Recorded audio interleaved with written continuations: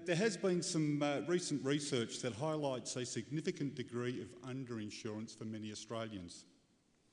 The findings have been almost universal in respect of life insurance, income protection, house insurance, and even business insurance. Some research suggests that most Australians don't realise they're underinsured. It would appear that the problem of underinsurance has gotten worse as personal and household debt has increased. This has prompted many superannuation funds to review the basis of their insurance and the delivery of cost-effective insurance to members. Today, we'll hear from two leading funds on the importance of insurance, the attitude of members towards insurance, and what funds and other stakeholders can do to better engage with members and address the adequacy of insurance. The first of our speakers today that I'd like to introduce is Julie Lander. Julie is the CEO of Care Super. Care Super is the industry fund primarily for people engaged in administration, professional and managerial occupations across all industries. She's served in this capacity since September 2002, following on from a year in which she was the General Manager responsible for Trustee, Investment and Member Services, a role which includes responsibility for insurance. Since joining Care Super, the fund has undertaken 2 market reviews of insurance arrangements, and you'll hear much of those results throughout Julie's presentation. Julie has a background in human resources, having worked in a variety of industries including member services, manufacturing, legal and investment banking organisations. She's been involved in corporate and industry superannuation for over 20 years. Please welcome Julie to the floor.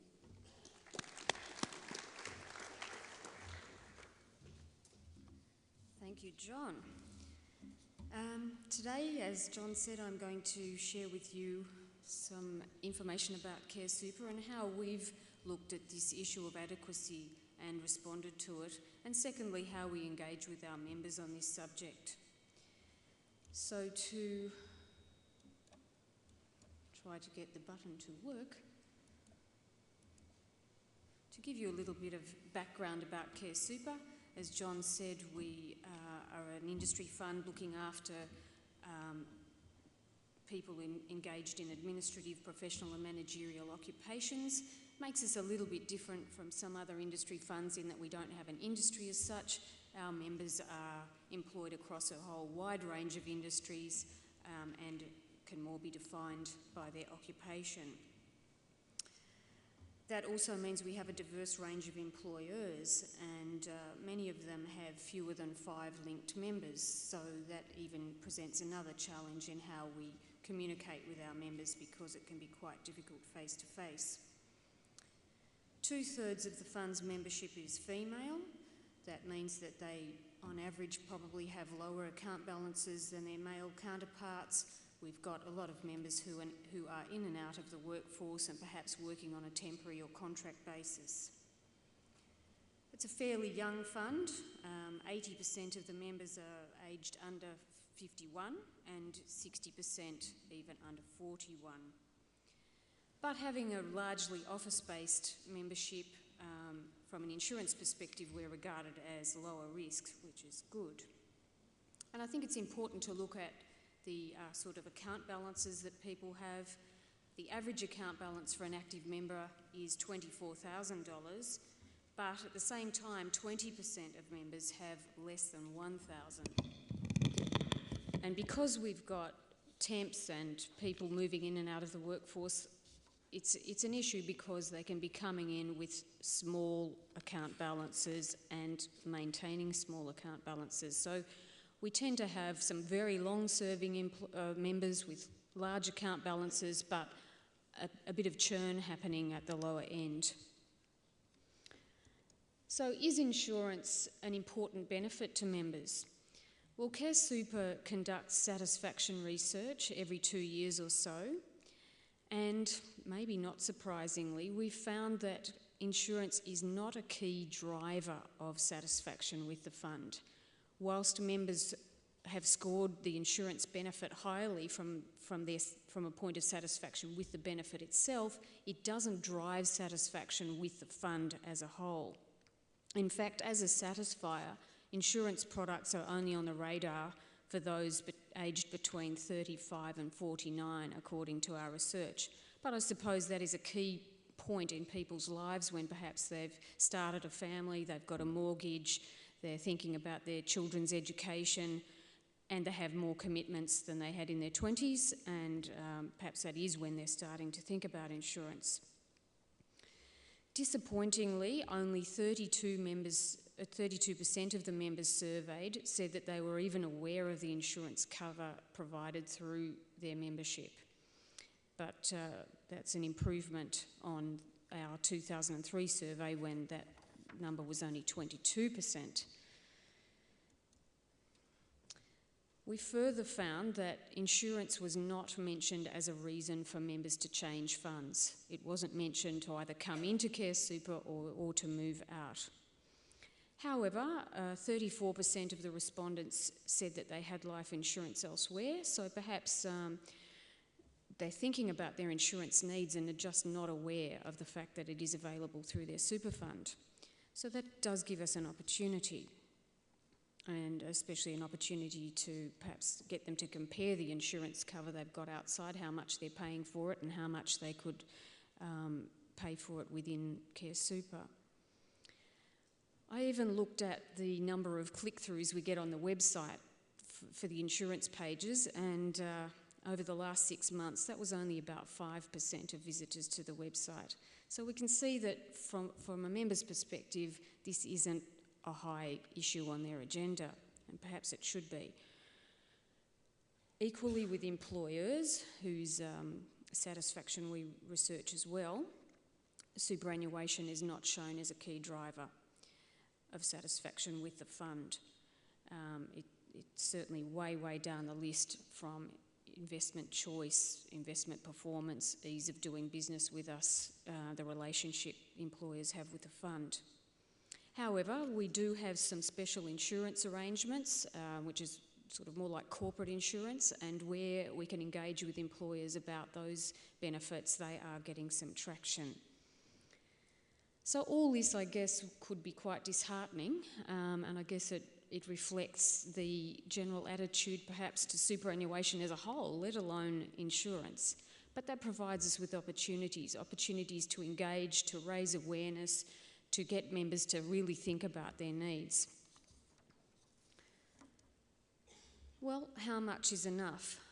I'm reminded about a couple walking along the beach on a beautiful, balmy, sunny day, 30 degrees, the sun was shining, sun reflecting off the water, and the husband says, "What a beautiful day, I wouldn't want to be dead for $1 million. And the wife says, "I don't know, $1 million is a lot of money." But this is an individual question, clearly, and all of us have members of our funds who are aged from their teens right through to their 60s and 70s.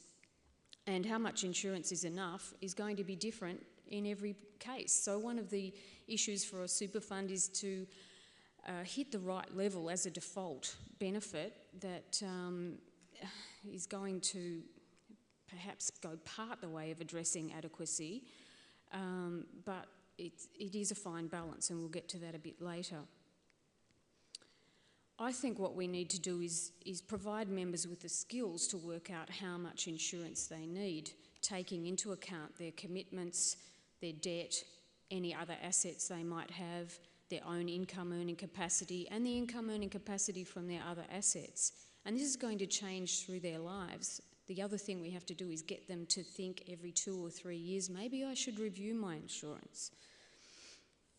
It's been suggested by some that insurance cover should be about 10 times salary to provide a benefit that would in turn provide interest revenue or income to cover a person's needs and for their family.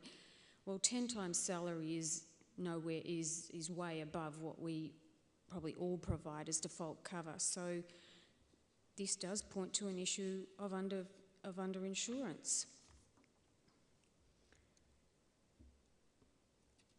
Just a little bit about Care Super's insurance benefits. As I said, we've mainly got an office-based membership and therefore it's lower risk. Therefore, we do offer one of the best age-based scales in the industry. Care Super members get automatic 2 units of death and TPD cover. They can opt out or down, and they have an option to take out income protection cover as well. We offer packages upon joining, which means that they can vary the default cover within 60 days of joining by including income protection without the need for underwriting, or they could, instead of having 2 units of death and TPD, have 4 units of death cover with or without income protection. And they can take income protection on its own. The cover is designed to be continuous, so if members leave their participating employer, their cover doesn't stop, provided they've got sufficient money in their account to pay the premiums. Prior to 2003, the default cover, however, was 1 age-based unit with an option to select 2 units.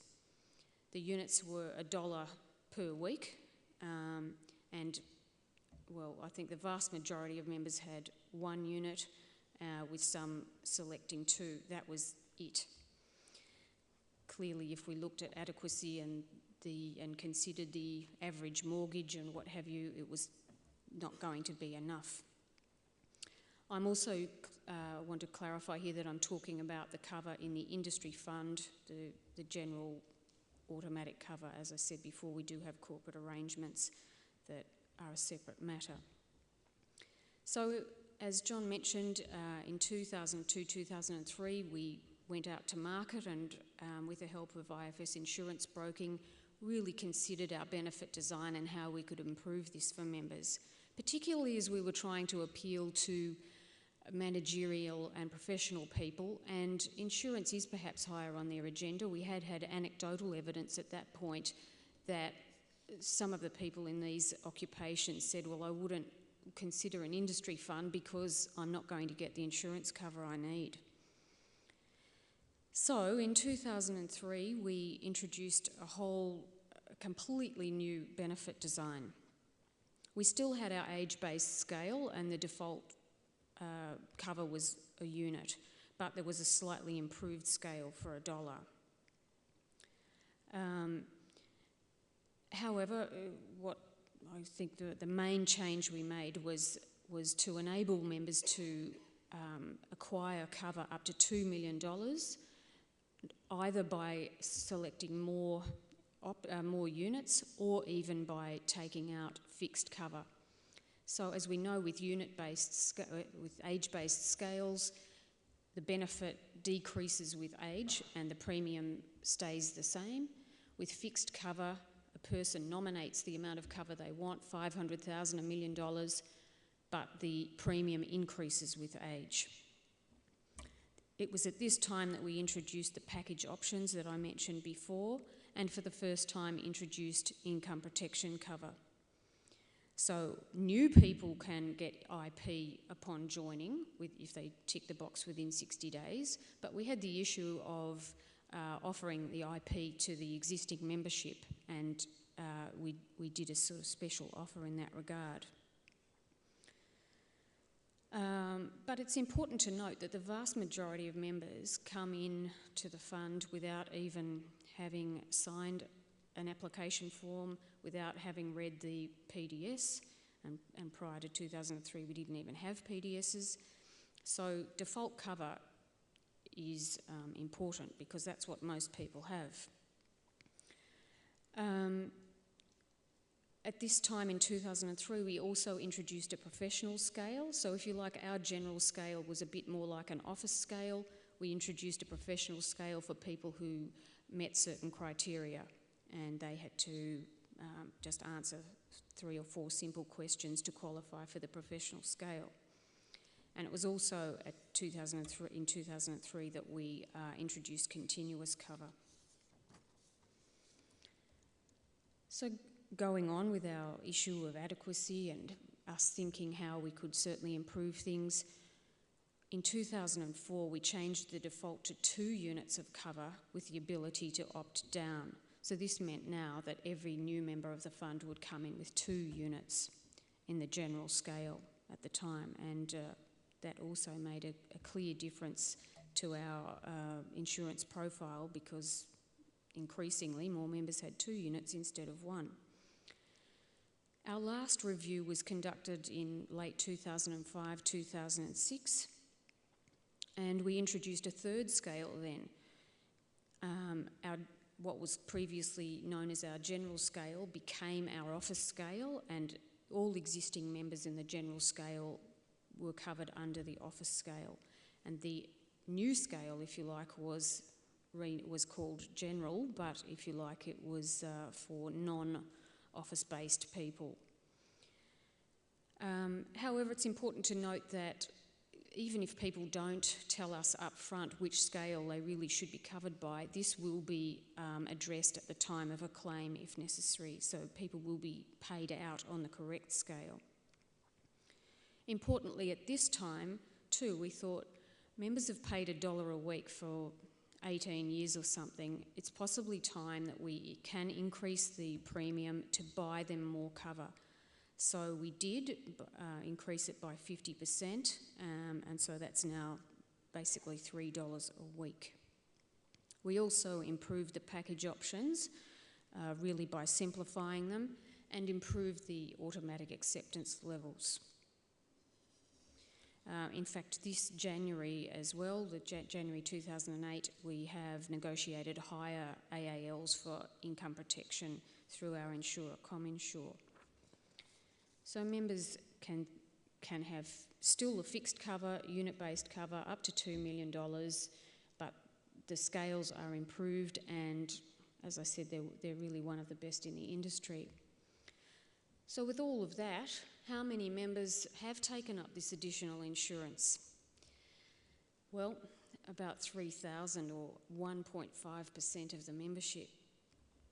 Doesn't seem like many, but I think it's a good start. We probably have raised the awareness. We have sort of over 100 people per month looking for underwriting, but there's a long way to go. This is still an issue that we need to educate people on and try to get engagement and get them to think about their needs. In looking at the challenges for super funds in relation to insurance, I think we've considered that obviously one of them is determining the right benefit design for your membership and whether it's going to be adequate for their needs, knowing that perhaps on a default basis our cover is never really going to be adequate. Engagement and education are a huge challenge in relation to super, let alone insurance. I think the next two are the most important. We need to balance the design flexibility with complexity, because as we know, once people start having too much choice, they don't make a choice at all. And from the other perspective, complexity adds to your administration burden, and you really have to get that right. And the last one is balancing adequacy of insurance and adequacy of super. After all, super funds are here actually to build retirement benefits for our members, and some of them do get a little bit upset if they think that we're eroding their super balances by taking out insurance premiums. So how do we engage with our members? There are many of the standard methods. Here we have a PDS, which we give insurance quite a reasonable prominence.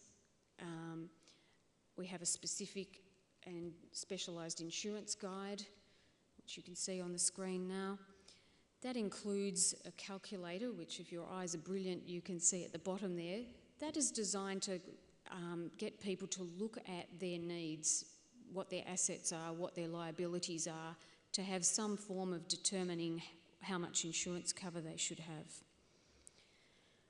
Often we give insurance a run in annual reports and mid-year reports. I'll show you a slide in a moment of just the mid-year report that's going out right now. Direct mail and email campaigns, particularly if we've had special offers. Website, so we've got insurance pages and a calculator that members can refer to work out how much they would be paying in premium, either on fixed cover or age-based, or the age-based scale. In our customer service centre, we have the ability to use a front-end system through our administrator, AIST, where operators can see how much cover people have and in fact proactively ask people if they've looked at their insurance needs recently and raise the issue with them. We run education sessions with members at employer premises and also in general locations. And we have an advice service where we have embedded financial planners, and one of the free pieces of advice members can access is to be able to have a financial planner assess their insurance needs and give them advice on that. This is just a view of the In Touch magazine that's going out right now for the 31st of December review.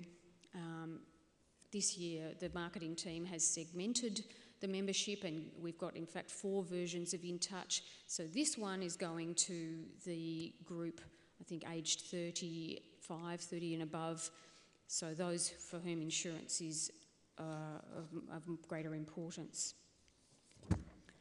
What are the key messages we talk about when we're talking to members about insurance? Firstly, it's the need for it altogether, the fact that it's cheaper through a group arrangement and cheaper through super.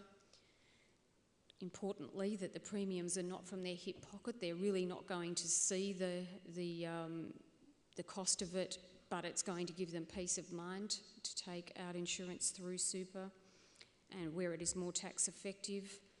The other message, as I say, is to get people to regularly review their cover, and perhaps lastly to refer them to tools, to give them tools and let them make the most of the tools we have so that they can determine how much cover they need and what it will cost them. Lastly, I just wanted to look at what insurers might do to help super funds. Well, I think as an industry, they've got the challenge too of raising the awareness of the necessity for insurance. I think in fact people are far more likely to insure their car than themselves because they don't like to think of their own mortality, but perhaps they're just putting off the evil day. They can help us with benefit design, having appropriate and perhaps generous AALs. By working with the funds all through the contract, not just at the time of winning a contract, but working with funds on special offers and being able to connect and engage members, perhaps on event-based, for events as people reach certain ages where they're likely to be having children, they're likely to be in a situation where they need insurance. And finally, helping us with simplicity of underwriting, because we know that a certain percentage of members drop out of the underwriting process because they just think it's too difficult. And then finally, a hassle-free claims process. So thank you, that's what I wanted to cover today, and I'll now pass over to Peter.